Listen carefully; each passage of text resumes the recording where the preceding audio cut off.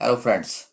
Friends, today we will derive the electric field due to thin concentric spherical shells.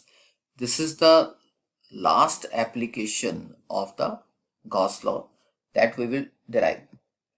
So consider charges Q1 and Q2 uniformly distributed over the surfaces of two thin concentric metallic spherical shells of radii R1 and R2. Now, what is the meaning of this line? That suppose we have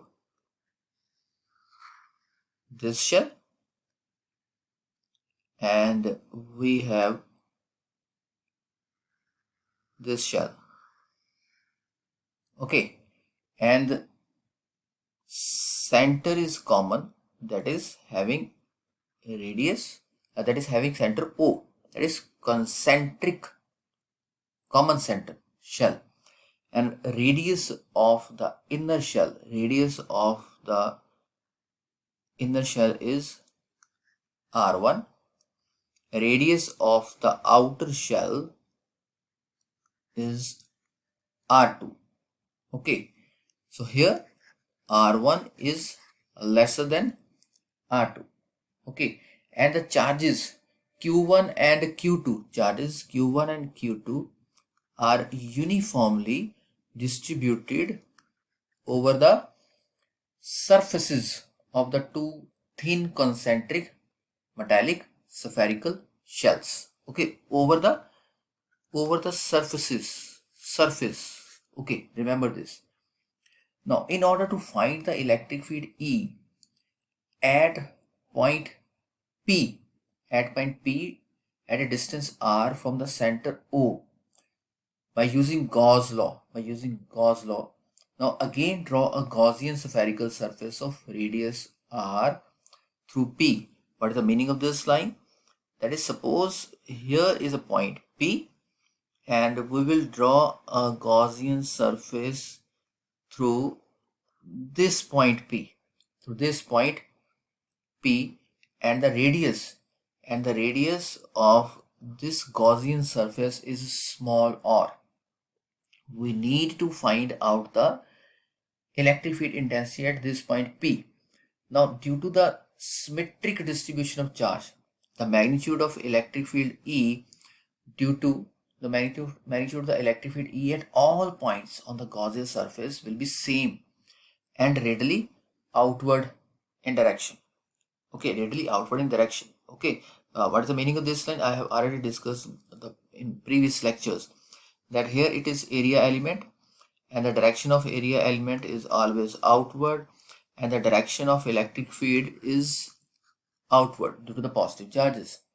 Okay, so E dot ds will be equals to EDS cos of theta, because E and ds are parallel along the same line, angle is 0, so it will be EDS. So total flux, this is the small amount of flux through small area, so total flux equals to integral of E dot ds, and after solving E dot ds we got EDS, integral of EDS or integral of EDS, and integral of ds, area of sphere, is 4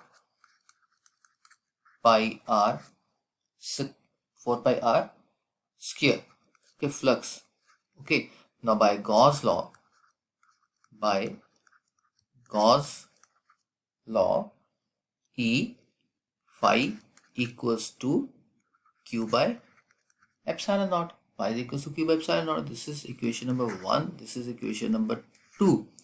If we will compare equation 1 and equation 2, E 4 pi r square equals to q by epsilon naught. So E is equals to q upon 4 pi epsilon naught r square.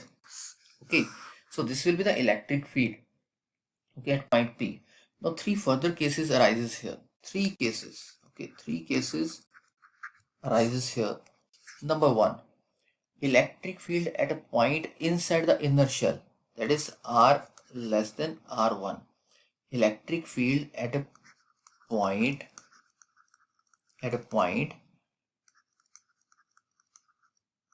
inside the inner shell. Okay, so in this case there will be no charge within the Gaussian surface.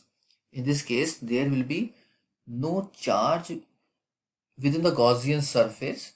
Therefore, according to Gauss law, Q will be 0. Q will be 0 because where is charge? Plus Q1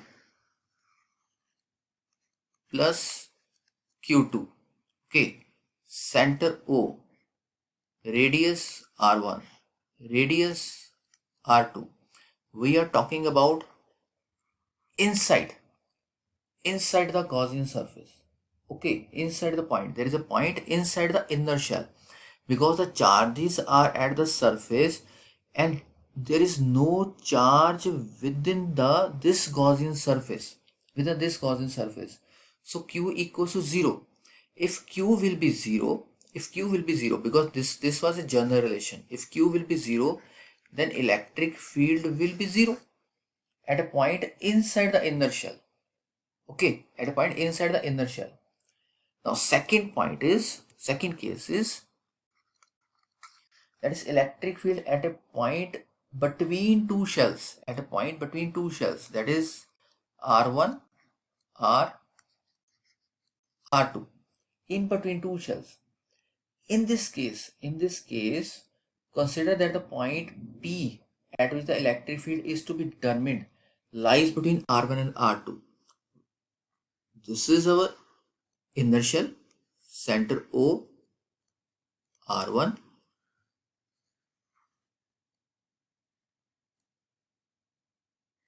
R2, and we want to determine electric field, suppose here at a point P here in between these two shells. Okay, so we will draw a Gaussian surface passing to this point.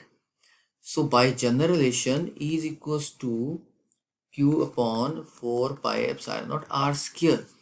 But here the charge influencing this point is only the Q1 charge residing on the surface of inner sphere.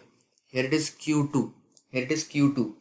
The net charge enclosed by the Gaussian sphere is only the charge residing on the inner shell, that is Q1. Okay, because within this Gaussian sphere, which charge is enclosing this Gaussian sphere? Only the charge Q1. So result will be equals to Q1 4 pi epsilon naught R square. Electric field will be this. Now the third case is electric field at a point outside the outer shell, R greater than R2. Now the point P is here, and we will draw a Gaussian surface here. Okay, Gaussian surface here. Now this Gaussian surface is enclosing two charges, charge Q1 and charge Q2. Therefore the net charge enclosed by the surfaces will be Q is equals to Q1 plus Q2. Q is equals to Q1 plus Q2.